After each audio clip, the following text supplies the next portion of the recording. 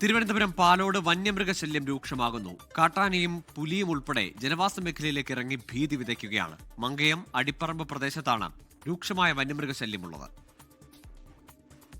ജനവാസ മേഖലയിലേക്ക് വന്യമൃഗങ്ങൾ ഇറങ്ങാൻ തുടങ്ങിയിട്ട് നാളേറെയായി. കഴിഞ്ഞ ദിവസം മങ്കയം അടിപ്പറമ്പ് പ്രദേശത്ത് പുലിയെത്തി പോത്തിനെ ആക്രമിക്കുകയും ചെയ്തു.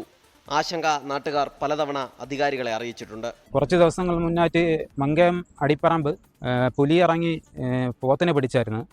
കുറച്ച് ദിവസം കൊണ്ട് ഇത് വന്യമൃഗ ശല്യങ്ങളാണ് ഇവിടെ മൊത്തം. പക്ഷേ രാവിലെ ജോലിക്ക് പോകാൻ വേണ്ടി 6:45 വന്നപ്പോൾ ആന റോഡ് കുറുക്കെ കയറി ഇത് ഇടിച്ചിട്ടിട്ട് ആന പോയി. പ്രദേശത്ത് കാട്ടാനാക്രമണവും രൂക്ഷമാണ്. വനം വകുപ്പ് ആനക്കിടങ്ങുകൾ സ്ഥാപിച്ചാണ് പ്രതിരോധം തീർക്കുന്നത്.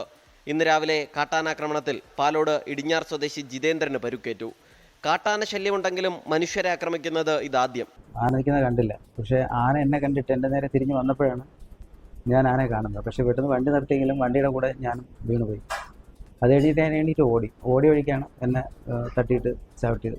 പൊട്ടലായിട്ട് വന്നിട്ടില്ല, ചതവുണ്ട്, ചവിട്ടിൻ്റെ ചതവുണ്ട്. പിന്നെ ദേഹത്ത് ഒരുപാട് സ്ക്രാച്ച് വന്നിട്ടുണ്ട്. മങ്കയം വെള്ളച്ചാട്ടം കാണാൻ സഞ്ചാരികൾ ഉൾപ്പെടെ എത്തുന്ന പ്രദേശമാണ്.